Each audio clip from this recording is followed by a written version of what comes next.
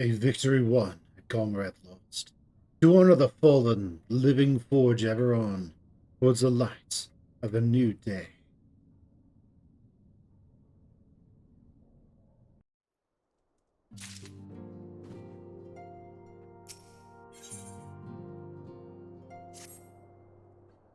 Have you a moment, Fen? I believe Ida wished to have a word with you. I should consider it a personal favor if you would lend a sympathetic ear to her troubles. She has not been herself since Moonbreeda's passing. My heart aches to see her so downcast.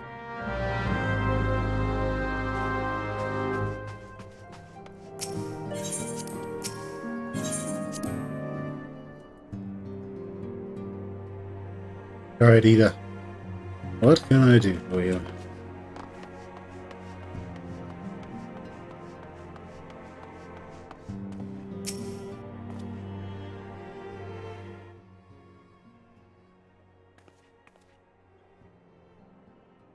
Hey, it's Fen! Great! Oh, it's of no use. I'm trying to stay positive, but it's just so hard, you know? Thing is, I know Moon. I know Moon. I know Moon would tell me off if she saw me moping around like this. Which is why I decided to cheer myself up by getting her a special flower. I placed an order for a moon daisy when Rowena was with Rowena a little while ago, and it's ready to be picked up. The trouble is, I find Rowena a bit difficult at the best of times, and, well, it isn't one of them. I know it's silly, but I just can't face it at the moment. So I was wondering, do you think you could maybe collect it for me? I have the coin to pay for the flower right here. Thank you so much. I'll be waiting for you and the daisy at Raven at Wraithfrost.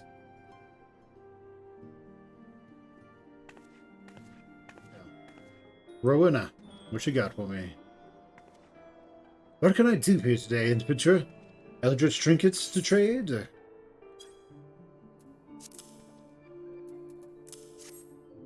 Eh?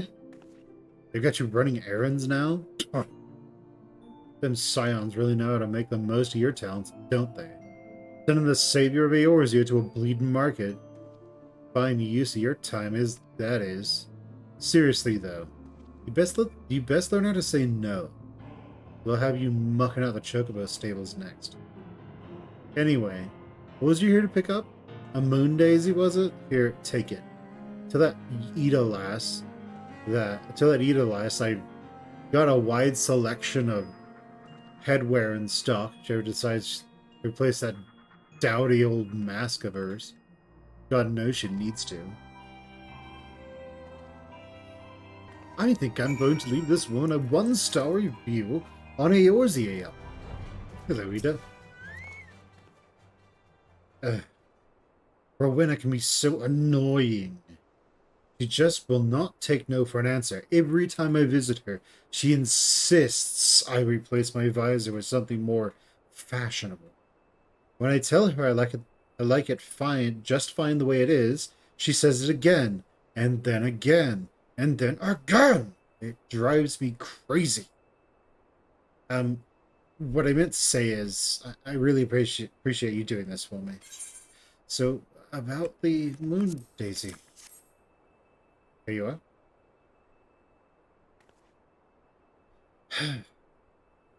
Moonbrita loved these things, you know. I hope that somewhere, somehow, she knows I'm still thinking of her.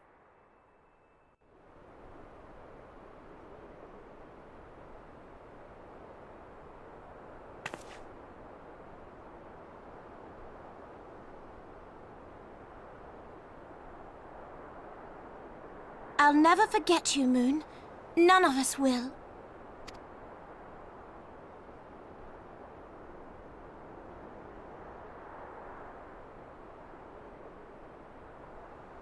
The song riseth to a crescendo.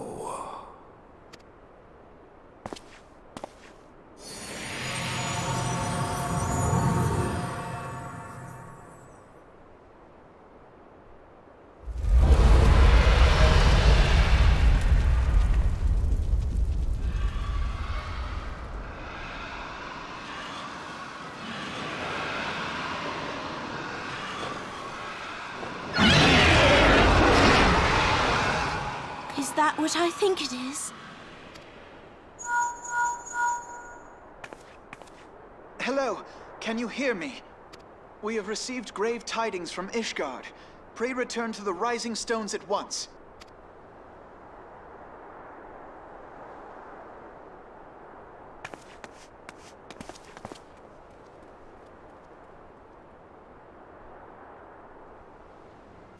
Hello, Apple. My apologies for the interruption. I was deeply saddened to learn of Moonbreeder's passing. Her loss will be sorely felt. Alas, recent developments in Ishgard leave us little time to mourn. The envoy from Kurthus will soon arrive. We must hasten to hear her report.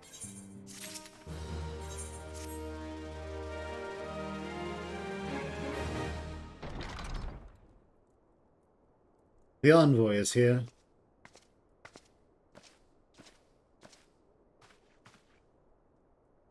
I thank you for receiving me on such short notice. Time is of the essence, so I would forego the usual pleasantries, if I may. Certainly. You come with news of the Dravanians. Aye. The dragons have begun their attack in earnest. The first wave reached the central highlands a short while ago. Battle will soon join thereafter. Sir Imric himself sallied forth with a contingent of temple knights and several companies of the noble house's finest. Though the beasts were ultimately forced into retreat, our victory, if such may be called, came at a cost of many of our own. Too many. We will not withstand a second wave should the Dravanians renew their assault. You paint a grim picture, my lady. Is it reinforcements you seek, then? We do. Though it pricks our side, it is plain we cannot protect Ishgard with our ranks thus thinned by the Horde. Sir Imric would meet with you to discuss the possibility of enlisting your aid. Very well. I shall depart for Kurthus at once. I must warn you, however, that the involvement of the Crystal Braves is by no means assured. Our commitment to quelling the unrest in Ul'dah must take precedence. It is with such contingencies in mind that I must make another request. The Scions of the Seventh Dawn are known for sharing close ties with all three of the grand companies of Eorzea. Would that you consent to plead our case to their leaders? I will gladly appeal to the grand companies on your behalf. I dare not promise a favorable reply. You need say no more. Considering our past dealings with the Eorzean Alliance, I can well imagine how our plea will be received. But the fate of Ishgard hangs in the balance. We must explore every avenue still open to us, no matter how unpromising. I see.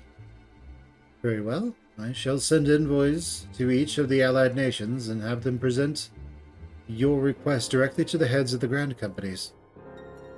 In the event that your plea does receive a favorable answer, know that any support is certain to be conditional. Demands will be made of Ishgard. That is only to be expected. Rest assured that I speak with Sir Imric's authority in this matter, and that our actions are fully sanctioned by the Holy See. Which brings me to my final request, a personal appeal to you, Warrior of Light. The Lord Commander desires to speak with you, regardless of your fellow's involvement.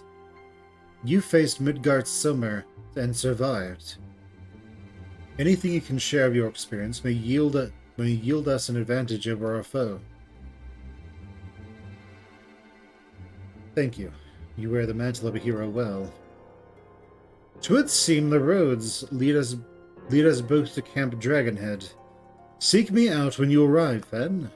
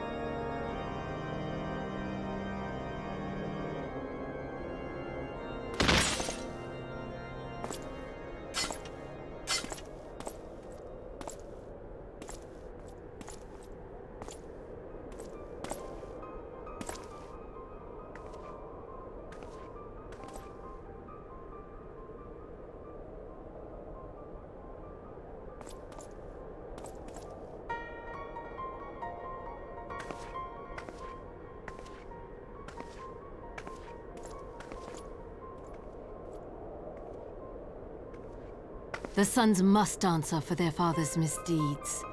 Only then will the cycle be broken.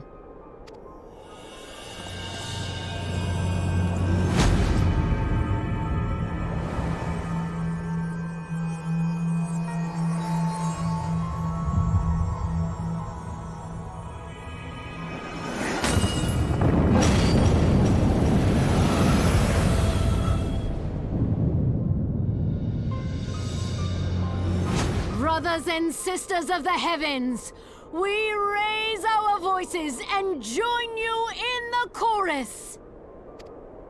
The sinner's feeble magics are undone. Come, claim your retribution.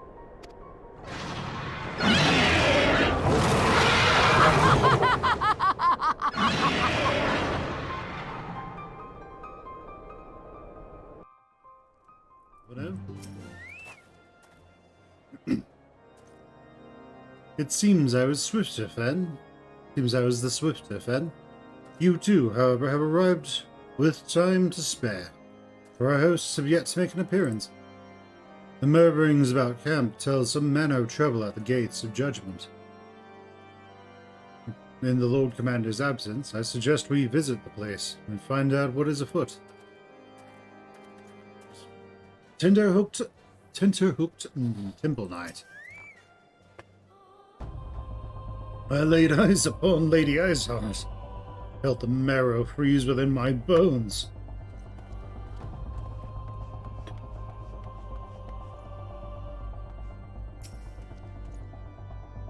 The gates of judgment are much more than mere doors. They are the outermost layer of Ishgard's magical wards. Our first line of defense can be so easily shattered.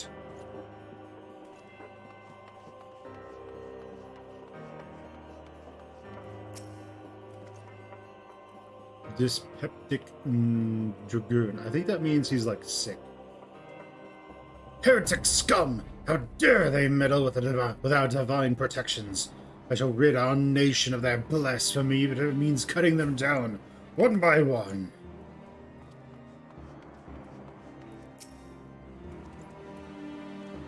We need to fret over much. We did not fret over much. There are yet several layers of arcane protection that shield the city from invasion. Mother will be fine. That sounds good.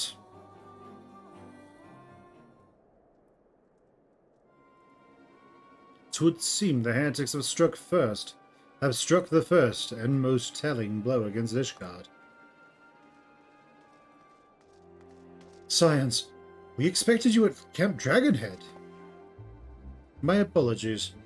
We chanced to hear that there has been trouble at the gates, and thought it prudent to investigate the cause. And you have learned about the heretics' treachery. Lady Iceheart led a force of her followers against our defenders, and came close enough to dispel the first of our wards. But let us speak more back at the camp. Sir Emmerich awaits you.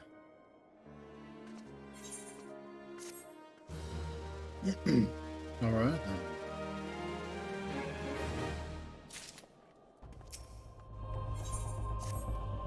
then. Lady Iceheart has grown bold indeed if she would risk direct action against the city. Come, let us do as we are bid and return to Camp Dragonhead. Lord Archavon will know where Sir Emmerich means to receive us. 'Tis reassuring indeed to behold the countenance of a friend, whose friend when one's homeland teeters upon the very brink of disaster.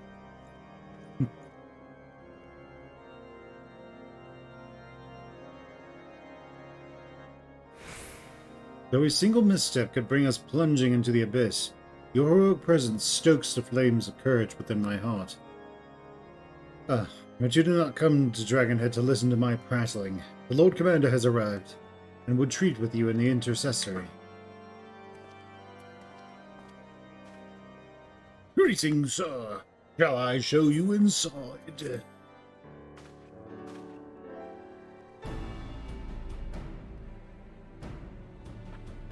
Thank you for coming on with such haste, and apologize for my absence. Suffice it to say, Lady Iceheart and her heretics have much to answer for. Yes, but we are recently returned from the gates of judgment ourselves. Given the circumstances, we quite understand that you would prefer to postpone our appointed audience.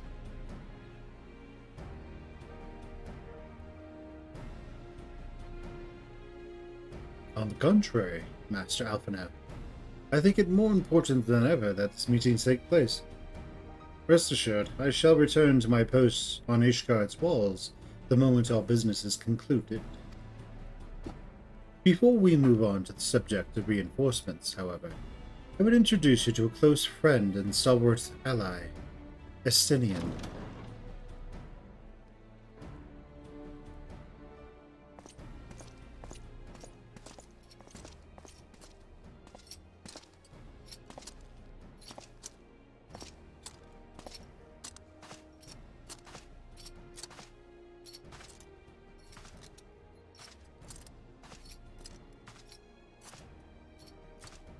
May I present to you Ishgard's Azir Dragoon?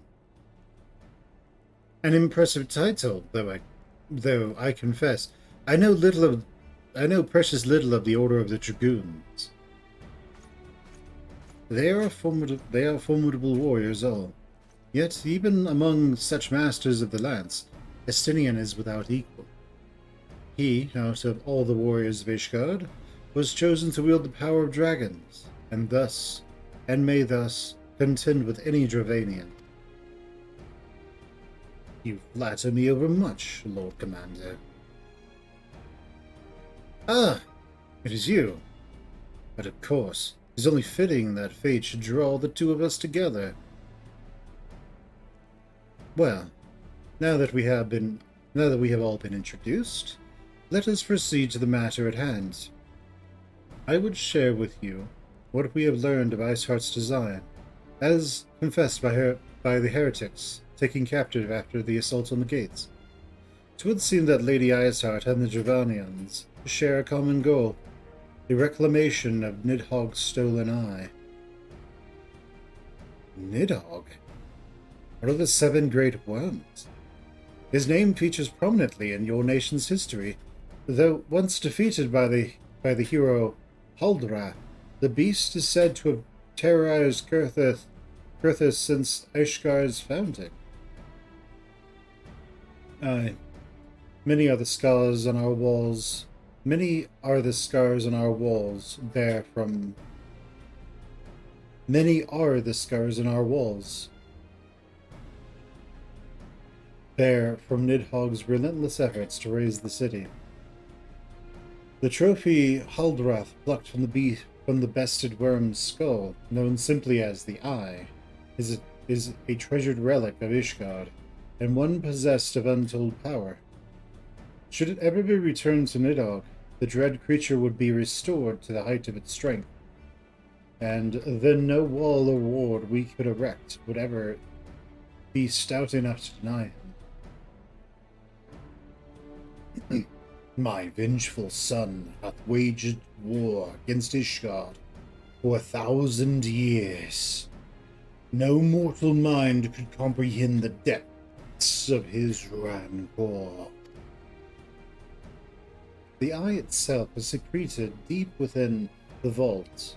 It is kept under heavy guard, surrounded at all times by men and women who have proven their loyalty to the Holy See. Though stout walls and sharp blades may suffice to discourage the heretics, dragons are another matter. There are individuals within the Dravanian horde whom an entire company of knights would labor to repel, to say nothing of Nidhogg himself. Nor does age rob them of strength. Through the endless march of years, the dragons endure, patient, calculating, inexorable. You must understand, these creatures do not share our perception of time.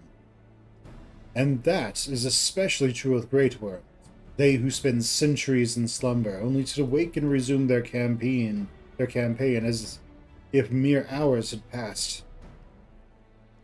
It has been 20 years since Nidhogg last darkened our skies. 20 years for him to gather his strength, and for us to bolster our defenses. And now, just as he seems primed to return, heretics strike at the gates. You believe that Lady Iceheart is in league with this creature, then? Of that, we cannot be certain. Though we know the heretics covet the eye, we have been unable to determine their plans for it. Such questions aside, we must needs address the ragged hole in their mistress. The ragged hole their mistress has seen fit to rend in Ishgar's protections. 'Tis a weakness the Dravanians are not like to leave untested. So, it would seem, you have described your plight in admirable detail, Lord Commander. Yet, I cannot but help wonder at your candor. Why share such sensitive information with us? I shall speak plain. Ishgard has need of allies, and I would have you bolster our front lines in readiness for the coming battle against the dragons. This much I expected.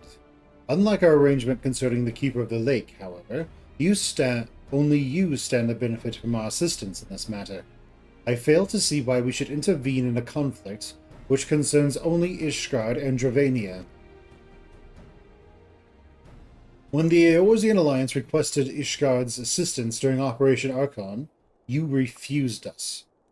Does it not seem grossly unjust to demand that we now risk our lives in your private war? I make no attempt to defend my country's conduct. I only ask that you consider what would follow were Ishgard to fall. Having razed our city to the ground, the Horde would have little cause to linger, and most would return to their lairs in Dravania. Soon after, the ruins of Kurthus would be buried in snow, and the land would become a sole province of the beasts and beastmen. Until the Garleans arrive, that is, for you may be certain that the Empire would not hesitate to claim Kurthus. They would not even have to draw steel.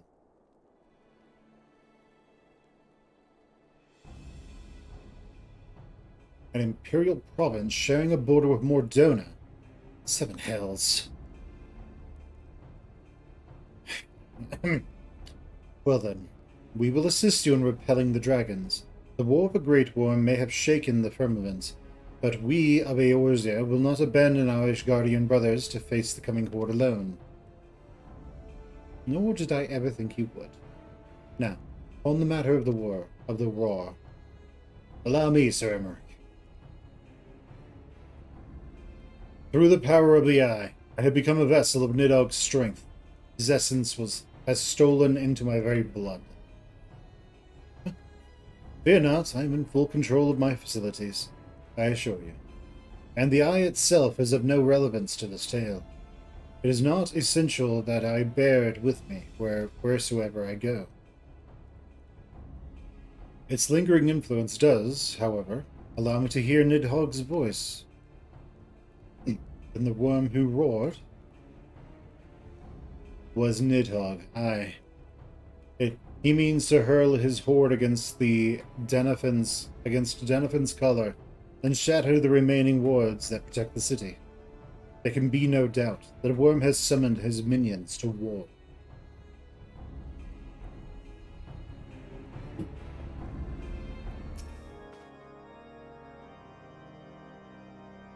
Though the circumstances are far from ideal, this desperate endeavor will at least provide us an opportunity to bring the sister states of Eorzea together in common cause. Sir Emmerich was more ruthless in his negotiations than I had anticipated. I suppose one must give no quarter when one's home is at stake. But did you not see the look on his face when he formally requested our assistance? Though the Lord Commander has long campaigned for Ishgard to open its gates to outsiders, I suspect this softening of the Holy See's attitude towards foreign cooperation comes at something of a bittersweet victory. The days ahead promise to be interesting indeed.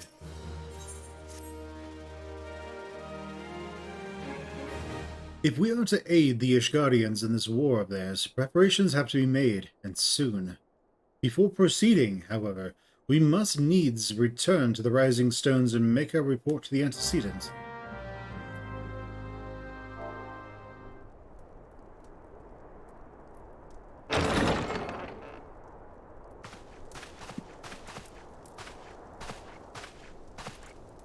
Alphino, it is good to see you. Tell me, what have you learned? Pray summon the others. Everyone must hear my report.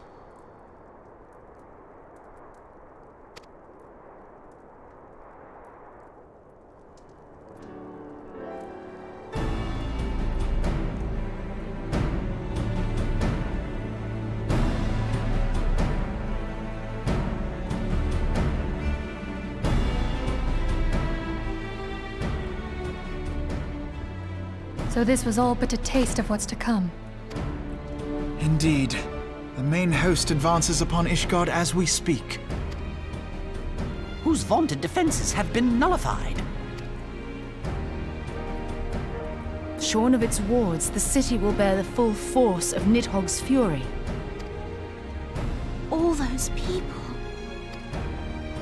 Alphino is right. The Dravanians cannot be allowed to prevail. If Ishgard falls, all of Eorzea will suffer the consequences. Then you agree that we have no choice but to intervene. For the good of the realm, the Scions of the Seventh Dawn and the Crystal Braves must join the defense of Ishgard. Let there be no ambiguity about what has been proposed. We would be directly intervening in the war. But if all here believe the cause to be just, then to war we shall go.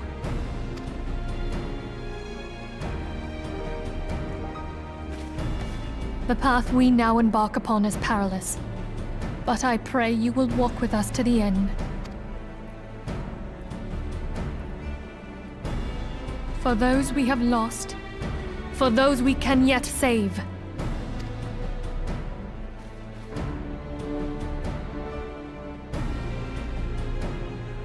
Then it is settled. I shall inform the Council of our intentions and request that they contribute their own forces to the defense of Ishgard.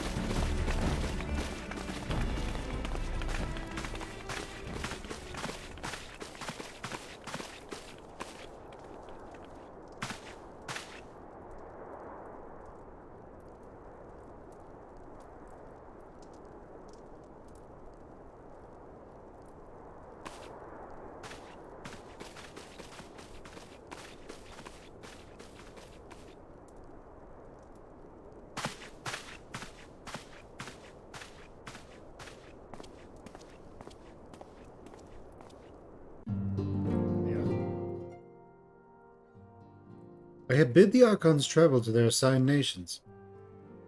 Should that the members of the Alliance agree to pledge Grand Company soldiers to Ishgard's cause, our comrades will be at hand to act as intermediaries for the duration of the conflict.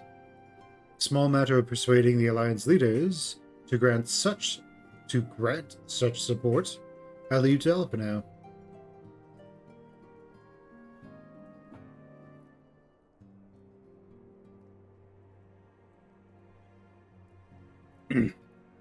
For you, my friend, a different task awaits.